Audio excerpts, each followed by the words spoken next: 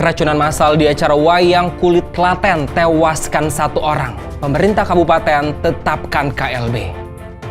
Kejagung geledah 3 lokasi terkait kasus suap vonis lepas perkara CPO, Sita Mercy hingga Brompton.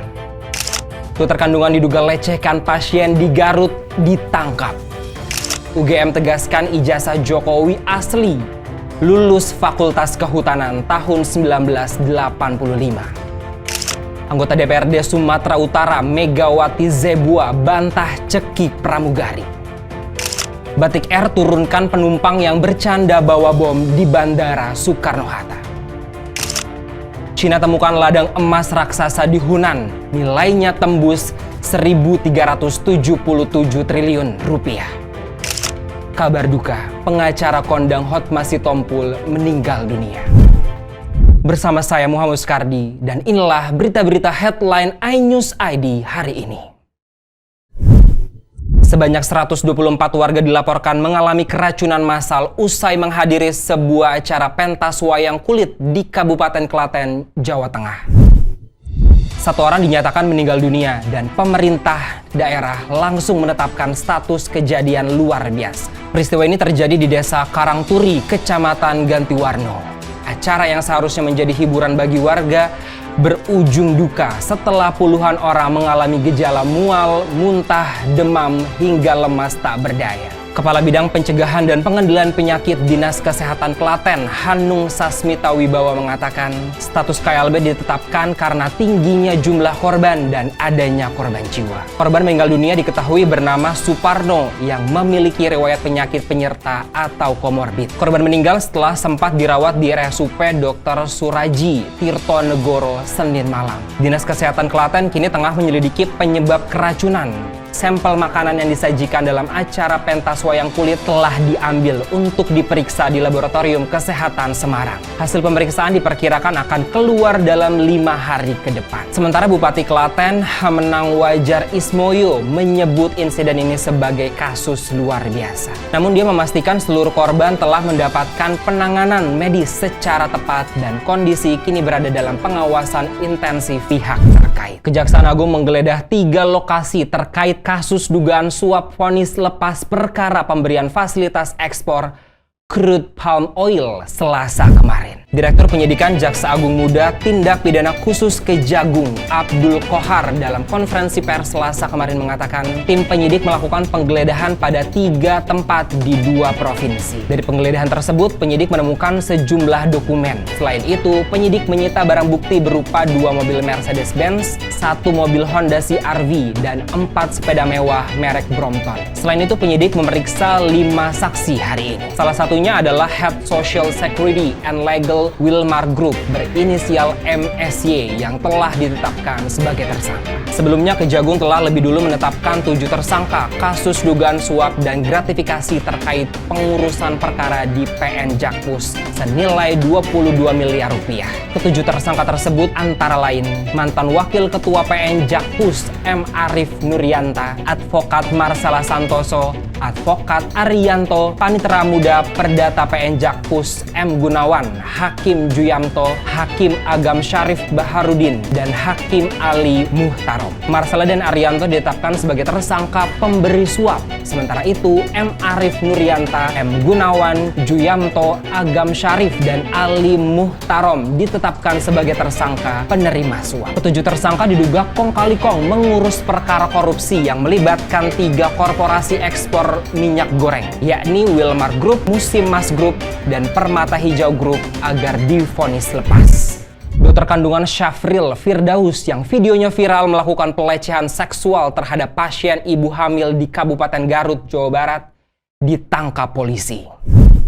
Kapolres Garut AKBP Muhammad Fajar Gemilang membenarkan kejadian dalam video viral tersebut berlangsung di Klinik Karya Harsa, kawasan Garut Kota pada 20 Juni 2024 lalu. Polisi telah mengecek langsung ke lokasi dan memastikan ruangan dalam video cocok dengan salah satu ruang praktik di klinik tersebut. Namun Dr. Syafril Firdaus sudah tidak lagi aktif bekerja di sana. Pelaku akhirnya diamankan di Jakarta dan masih diperiksa polisi. Meski peristiwa ini terjadi pada pertengahan tahun lalu, kasus ini mencuat setelah videonya viral di media sosial. Saat itu belum ada laporan resmi yang masuk ke pihak berwajib. Polres Garut bersama Polda Jawa Barat telah membentuk tim khusus untuk menyelidiki kasus pelecehan seksual ini. Tim akan memeriksa para saksi, mengumpulkan bukti, dan pendalaman terhadap keterangan korban. Kapolres menegaskan tidak ada toleransi terhadap tindakan pelecehan, terlebih jika dilakukan oleh tenaga medis yang seharusnya menjaga etika dan integritas dalam melayani pasien. Selain itu, Polres Garut juga membuka posko pengaduan bagi masyarakat yang mungkin memiliki informasi tambahan atau pernah mengalami kejadian serupa yang dilakukan oleh Dr. Syafril Firdaus. Universitas Gadjah Mada akhirnya buka suara setelah muncul kembali keraguan publik soal keabsahan ijazah Presiden ke-7 Republik Indonesia, Joko Widodo. UGM menegaskan Jokowi adalah alumnus resmi Fakultas Kehutanan UGM dan lulus pada tahun 1985. Pernyataan ini disampaikan Sekretaris UGM Andi Sandi Antonius Tabusasa Tonralipu usai menerima perwakilan tim pembela ulama dan aktivis Roy Suryo, Dr. Tifa, dan Rismon Hasiholan Selasa kemarin. Andi menyebut Jokowi tercatat sebagai mahasiswa dengan nomor induk 80-34416-KT-1681. Dia memulai kuliah sejak tahun 1980 dan diwisuda pada 5 November 1985. UGM menegaskan sebagai institusi publik mereka hanya dapat membuka data yang bersifat umum.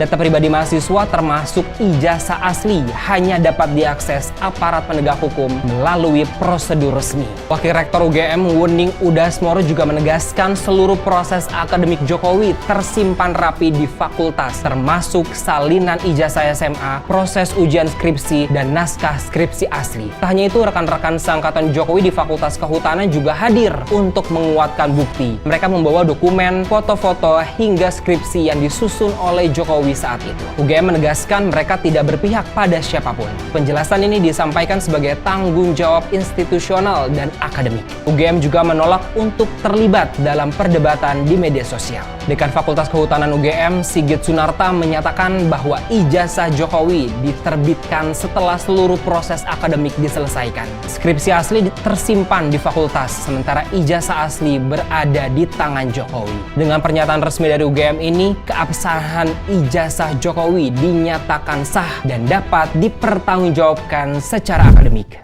Anggota DPRD Sumatera Utara Megawati Zebua buka suara dan memberikan klarifikasi usai video yang memperlihatkan dirinya mendorong pramugari di salah satu pesawat viral di media sosial. Dalam video yang beredar luas di media sosial, Megawati terlibat adu argumen dengan pramugari. Dia kemudian tampak mendorong dan seperti hendak mencekik sang pramugari. Sang pramugari tampak syok mendapatkan perlakuan tersebut, lalu mundur dan meninggalkannya. Peristiwa ini sontak menuai kecaman publik. Namun Megawati Zebua membantah keras tuduhan bahwa dirinya melakukan aksi mencekik. Menurut politisi Partai Golkar ini, dia hanya mendorong pramugari tersebut agar bergeser sehingga penumpang lain bisa masuk. Dia juga mengaku saat itu sedang membantu seorang penumpang lansia yang khawatir barang bawaannya tidak bisa dibawa ke kabin karena harus dibagasikan. Megawati menyayangkan video yang beredar justru menayangkan momen dirinya dari sudut belakang yang menimbulkan kesalahpahaman publik. Terkait langkah selanjutnya, Megawati menyatakan siap memberikan klarifikasi baik kepada pihak maskapai maupun kepada DPD Partai Golkar Sumatera Utara jika diperlukan. Sementara itu, Ketua DPD Partai Golkar Sumatera Utara, Musa Rajeksah, membenarkan Megawati Zebua merupakan kader partainya. Dia menyebut akan memanggil yang bersangkutan untuk dimintai keterangan lebih lanjut. Hingga kini belum ada pernyataan resmi dari pihak maskapai terkait apakah insiden ini akan diproses secara hukum atau tidak. Seorang penumpang pesawat Batik Air terpaksa diturunkan sebelum lepas landas dari Bandara Soekarno-Hatta menuju Manado setelah bercanda membawa bom. Peristiwa ini terjadi pada Selasa 15 April 2025 saat penerbangan Batik Air ID 6272 tengah bersiap lepas landas dari Bandara Internasional Soekarno-Hatta menuju Bandara Samratulangi Manado. Seorang penumpang perempuan berinisial FA yang duduk di kursi 11E tiba-tiba menyampaikan pernyataan mengandung unsur ancaman. Pada awak kabin, dia mengaku membawa bom. Corporate Communication Strategic of Batik Air, Danang Mandala Prihantoro mengatakan awak kabin langsung melaporkan insiden ini kepada kapten pilot dan petugas keamanan penerbangan. Seluruh prosedur keselamatan segera dilakukan sesuai SOP. Penumpang tersebut kemudian diturunkan dari pesawat dan tidak diizinkan melanjutkan penerbangan. Ia langsung diserahkan kepada penyidik dari otoritas Bandara Soekarno-Hatta dan Polres Kota Bandara Soekarno-Hatta untuk diproses lebih lanjut. Setelah dilakukan pemeriksaan menyeluruh, tidak ditemukan benda mencurigakan di dalam pesawat. Penerbangan ID 6272 pun dinyatakan aman dan tetap dilanjutkan. Pihak maskapai kembali mengingatkan tidak ada ruang toleransi bagi ancaman, bahkan yang disampaikan dalam bentuk candaan. Bercanda soal bom adalah tindakan yang sangat dilarang. Hal ini diatur dalam Undang-Undang Nomor 1 Tahun 2009 tentang penerbangan. Pasal 437 menyebutkan siapapun yang menyampaikan informasi palsu terkait ancaman bom atau kekerasan di bandara atau pesawat bisa dikenai hukuman penjara hingga 8 tahun jika menyebabkan gangguan operasional. Tim geologi dari Cina berhasil mengungkap salah satu cadangan emas terbesar sepanjang sejarah yang nilainya ditaksir mencapai ribuan triliun rupiah. Seperti apa kisah penemuannya? Penemuan spektakuler ini terjadi di Wanghu, Kabupaten Pingjiang, Provinsi Hunan, Cina Tengah. Hasil analisis para ahli memperkirakan ladang emas ini menyimpan lebih dari 1.000 metrik ton emas dengan nilai ekonomi yang mencapai sekitar 600 miliar yuan atau setara dengan 1.377 triliun rupiah. Melansir laporan dari Indian Defense Review, lebih dari 40 jaringan emas teridentifikasi di kedalaman 2 km di timur laut Kabupaten Hunan. Wilayah tersebut diyakini mengandung sekitar 300 ton emas, menjadikannya sebagai salah satu area tambang paling bernilai di dunia saat ini. Sampel batuan dari lokasi pengeboran menunjukkan konsentrasi emas yang sangat tinggi, yakni mencapai 138 gram per metrik ton. Angka ini dianggap sebagai tingkat kepadatan emas yang luar biasa tinggi dan jarang ditemukan. Keberhasilan penemuan ini tidak lepas dari penggunaan teknologi canggih berupa pemodelan geologi 3 dimensi. Teknologi ini memungkinkan para ilmuwan untuk memetakan formasi bawah tanah dengan akurasi tinggi, bahkan hingga ke jaringan emas yang tersembunyi jauh di bawah permukaan. Wakil Kepala Biro Geologi Hunan, Liu Yongjun, mengatakan metode geologi terbaru ini sangat berperan tinggi dalam mengidentifikasi zona-zona emas yang sebelumnya sulit dijangkau.